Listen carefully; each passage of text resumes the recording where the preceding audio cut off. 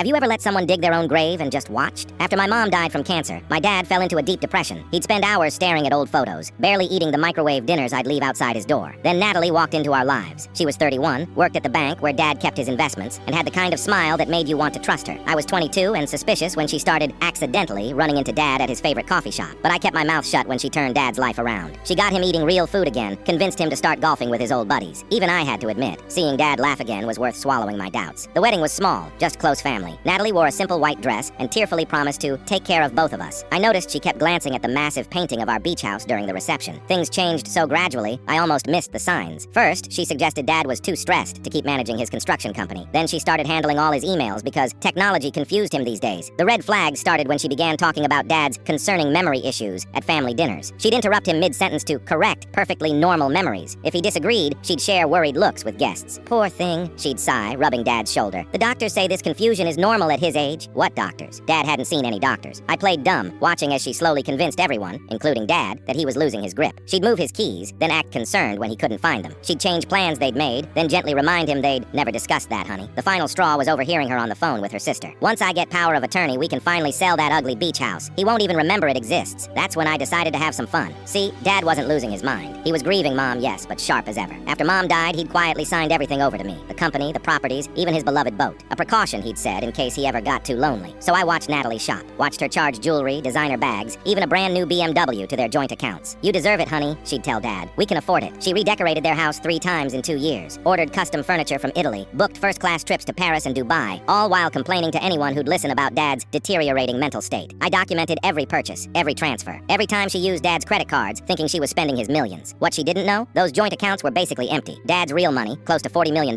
was all in my name. She also didn't know that in our state, debt accumulated during marriage is split equally between spouses, even debt from before death. I waited until she'd spent nearly $2 million. Then, at Dad's 65th birthday party, catered with stupidly expensive champagne she'd ordered, Dad stood up to make a speech. I want to thank everyone for coming, he said clearly, especially my wonderful daughter, who's been managing all my businesses and properties these past 3 years while I focused on healing from losing her mother. The look on Natalie's face was priceless. She knocked over her champagne glass, trying to interrupt him. Oh, and Natalie, Dad continued, I've known about the separate bank account you've been funneling money into, the one you opened in the Caymans. My daughter's been monitoring that too. Natalie tried to run. Security stopped her at the door. Turns out trying to wire money offshore is pretty illegal. She spent 3 months in jail for attempted fraud. When she got out, she found divorce papers waiting, and a bill for her half of the debt, just over $900,000.